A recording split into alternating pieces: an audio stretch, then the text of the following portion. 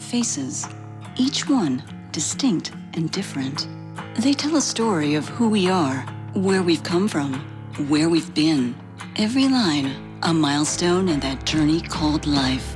In a continent of 4 billion, one news bulletin unveils the many faces of Asia, its nuances and perspectives. Understand Asia. It is, after all, our story. Primetime Asia, weeknights at 7 p.m., only on Channel News Asia.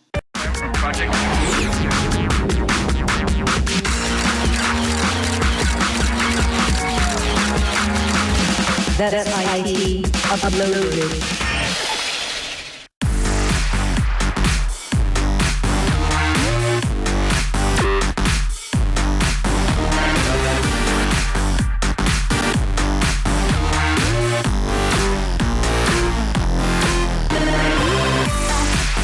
How's it going, guys? That's IT is in Orlando this week. We are closely following the next move of Blackberry maker RIM.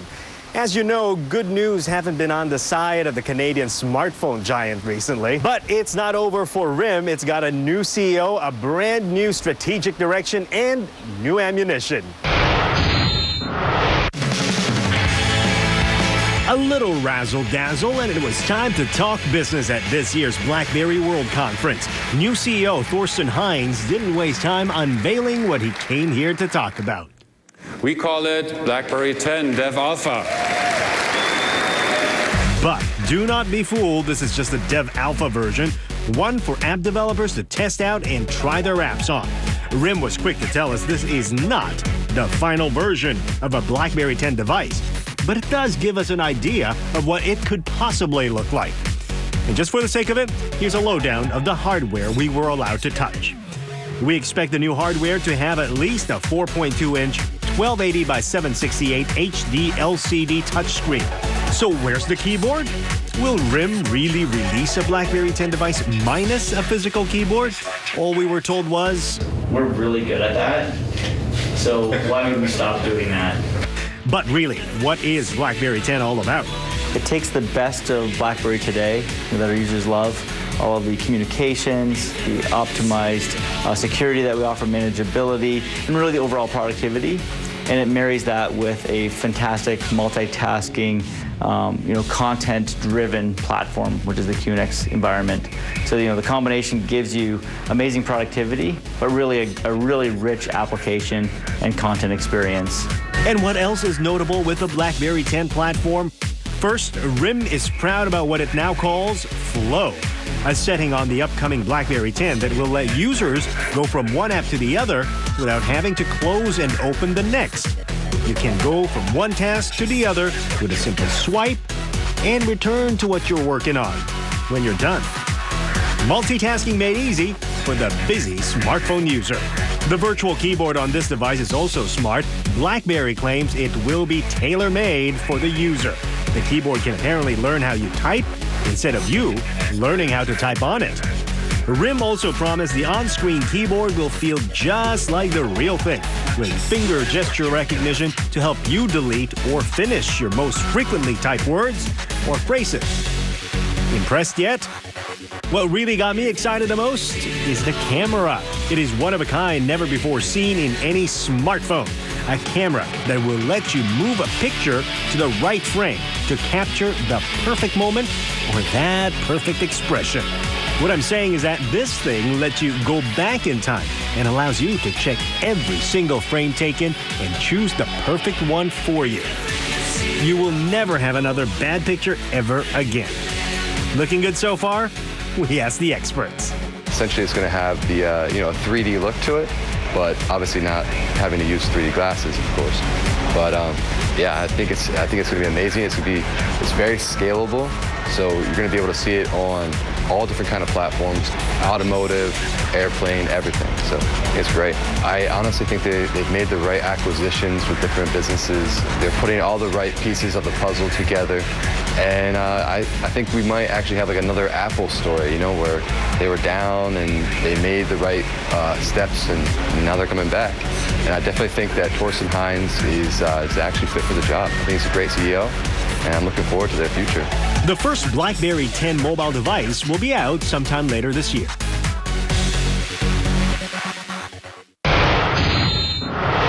Talks of a buyout have been going on for some time now, but RIM just didn't want to entertain that topic with us.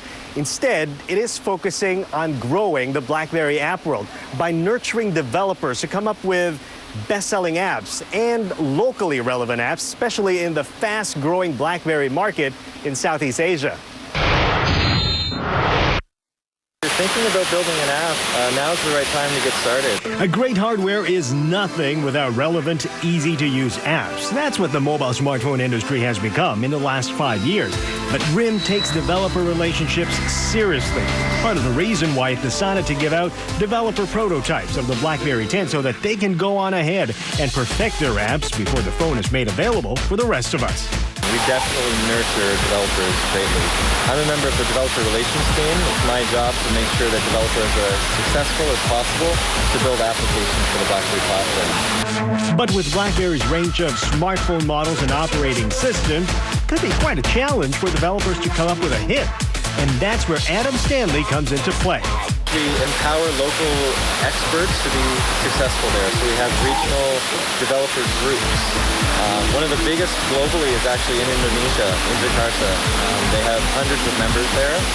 And there's some technical experts who gather monthly and teach local developers how to build applications.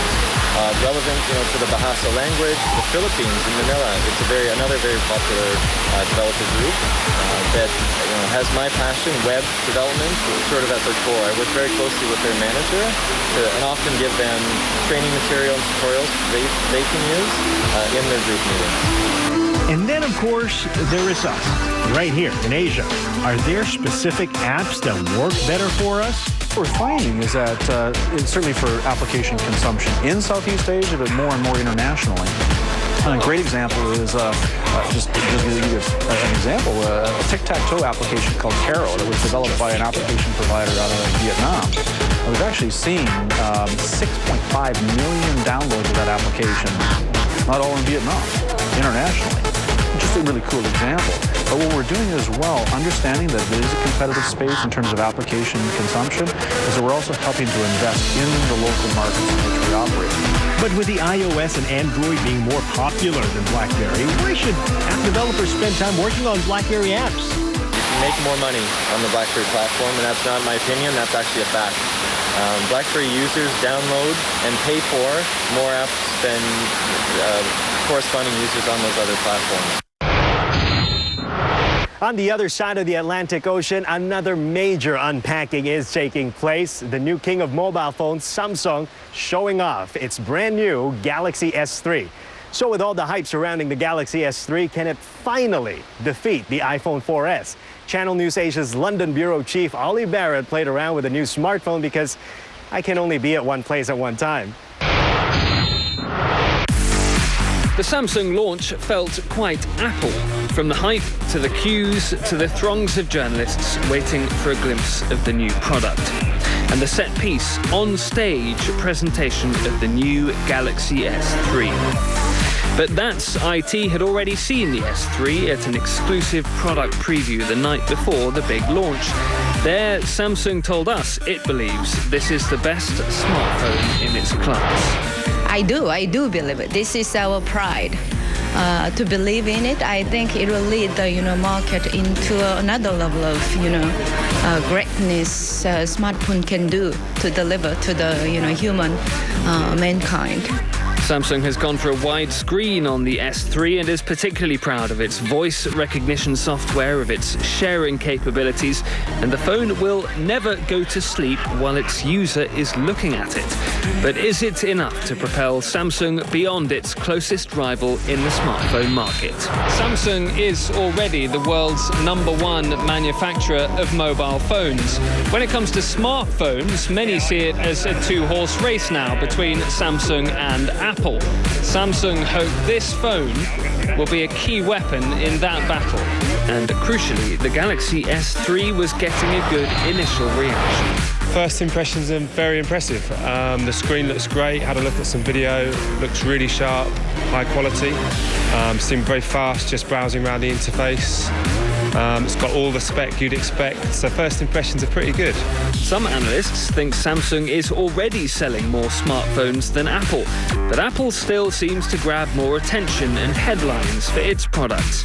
The Samsung Galaxy S3. The Galaxy S3 and its Android operating system still therefore have a way to go in convincing Apple fans to ditch their iPhones and the iOS software.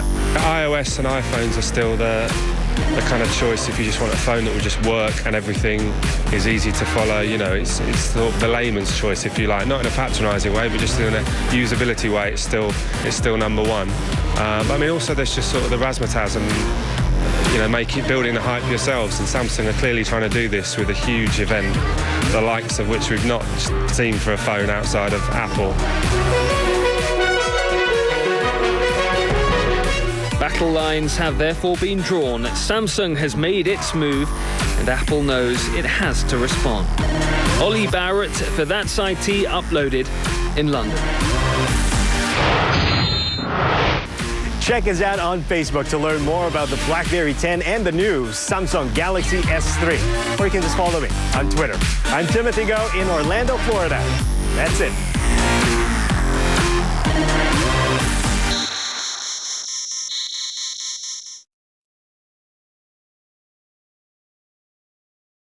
Channel News Asia.